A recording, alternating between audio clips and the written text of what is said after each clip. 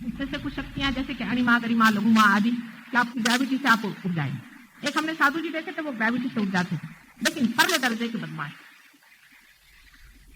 न जाने कितनों को उन्होंने मर्डर कर दिया था, कितनों को क्या कर दिया।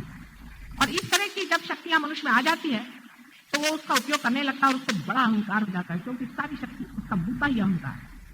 और उस शक्ति के दम पर उसमें एक विशेष शक्ति आ जाती है जिससे वो क्रोध में आ जाए तो किसी को भस्म कर दे। आपने भरत मुनि के बारे में सुना होगा और अनेक मुनियों के बारे में सुना होगा, जो कि बस आंख खोलते साथ किसी को भस्म कर देते। जब भी कोई काम करना हुआ, आंख खोली भस्म कर दिया, जिसको देखो उसको भस्म कर दिया। क्या इससे क्या विशेषता पाई? आप अपनी बुद्धि लगाए, आप सर्वसाधारण इंसान है, कॉमन सेंस आपके पास है, आप क्या किसी को भस्म करना चाहेंगे? एक आदमी अगर ट्रेन के नीचे आ जाता है, मोटर के नीचे आ जाता है, तो उस ड्राइवर के प्राण निकल जाते हैं, उसको इतनी तकलीफ हो जाती है। और यहाँ ये है कि हजारों आदमियों को भस्म करे चले जा रहे। माने अहंकार में वो इतने डूब जाते हैं, दूसरा कोई उनकी नजर में अपना बन ही नहीं सकता। जिसको देखो उसको भस्म करना, ये ईड़ा की शक्ति है। और जो लोग हठ योग आदि में फंसते हैं, हठ का अर्थ है हा और था। हा माने सूर्य और था माने चंद्रमा और सूर्य की शक्ति को एकत्रित करके ये सूर्य की शक्ति भस्म करने की सूर्य की शक्ति। आपको सूर्य नहीं बनना है, लेकिन सूर्य में जो प्रकाश रहा है, उस प्रकाश के अंदर जो वाइब्रेशंस है, उसके अंदर के जो तत्व है, उसको अपने हाथ में ऐसे हजारों सूर्य बना सकते। यह असली शक्ति है, जिसके कारण सूर्य आज तप रहा है और जल रहा है। उसी के सूत्र पे आप उतर सकते हैं। यह मनुष्य की विशेषता है, और आपने देख लिया है कि मनुष्य की विशेषता के कारण आज वो हर जगह काबू किए हुए है, जिसे हम नेचर कहते हैं। निसर्ग पे मनुष्य काबू कर लेता है, वो भी इसी ईड़ा शक्ति के कृपा से। लेकिन अतिशयता कर देने पर उसका अहंकार इतना बलवती हो जाता है कि वो आकर के ईड़ा शक्ति जहां पे क्रॉस करती है, आज्ञा चक्र, वहां आकर के रुक जाती है। उस आदमी का कारण नहीं, उसका कारण नहीं, बहुत असंभव की बात है। और यहां से यहां तक उठना, जिसे कि हम कहते हैं सहस्त्रार पर उसको उठाना, कितनी छोटी सी चीज, तो बहुत बड़ा संभव ये नहीं है। अंतर इतना सा छोटा सा अंतर, यहां से यहां तक उठाना असंभव की बात हो जाती है, क्योंकि उसका सुपर ईगो ने इसको दबा मारा यहाँ पर, उसका टूटना ही कठिन होगा। इसलिए आपने बहुत लोग जो हमारे एक्सपेरिमेंट में आया देखेंगे, जो बड़े बड़े सन्यासी साधु फलाने बाबा जी आते हैं, मेरे सामने यूं लटकान लगते हैं। मैंने कहा लगाओ तुम्हारी शक्तियां, देखे तो है क्या करते हो, थर कांपते हैं। क्यों? इसलिए क्योंकि अहंकार मृत्यु है। फिर वो भगवान को नहीं जानते, प्रेम की बात नहीं करते। मेरे आप देखेंगे योग शास्त्र में कहीं प्रेम की बात होता नहीं।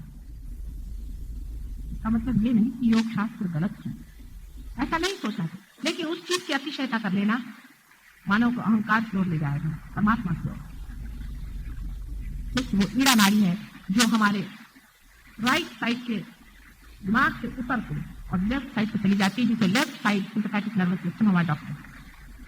और साधारण तरह से जो आदमी ओवर एक्टिविटी में होता है, जैसे कि आजकल आप देख रहे हैं, मुझे काम है, मुझे काम है, मुझे काम, ऐसे आदमी को कैंसर जैसी बीमारियां हो जाती है due to the over activity of the sympathetic nervous.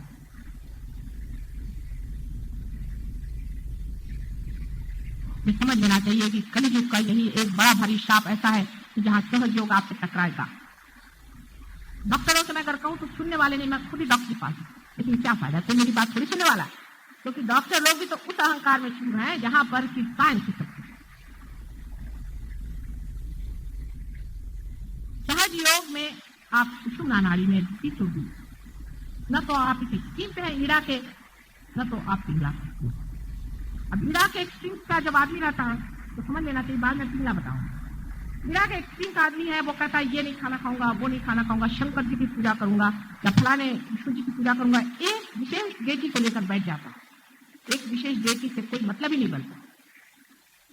मैं बाप ब्राह्मण हूं, मैं इसका छुआ नहीं खाऊंगा, मैं उसका नहीं करूंगा, सवेरे 4 बजे से उठूंगा, ये करूंगा, वो करूंगा। बड़ी तेजस किताब ऊपर आ गई सूर्य के जैसे, तो क्या करने का? सूर्य तो पहले बने हुए, आप सूर्य बनने से फायदा क्या?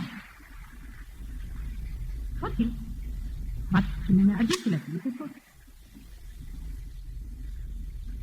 सोचने की बात यह है कि हमें पाना क्या? से संसार में, ये तो हमारे अंदर तय हो जाए। हम आनंद पाना चाहते हैं, शांति पाना चाहते हैं, हम किसी को जलाना नहीं चाहते। फिर ऐसा ही आदमी बहुत ज्यादा तपस्या करके और 108 साल बैठ करके और अपना श्वास रोक के बैठता है, तो उसके अंदर ऐसे ही लोग जो बड़े अहंकारी मर चुके वाकई घुस जाते हैं। उससे सूक्ष्म में वो लोग अंदर घुस सकते हैं, और इसको भी हमने एक्सपेरिमेंट करके दिखाया है। ऐसे लोगों को परमात्मा नहीं मिलता।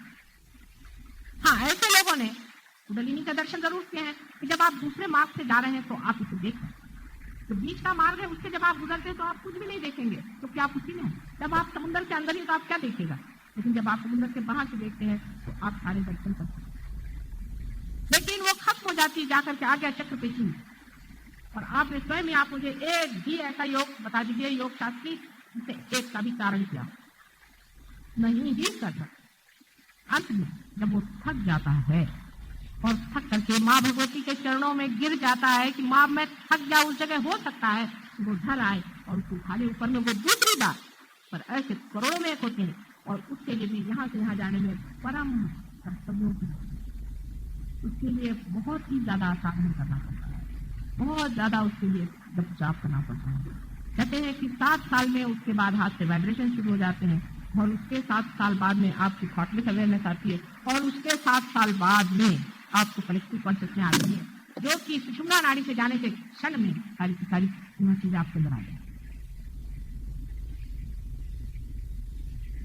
अभी दूसरी साइड देखी जाए, जो ईजा नाड़ी की विशेषताएं हैं। इसलिए किसी भी चीज की अतिशयता करना या कोई भी एफर्ट बहुत करना गलत है।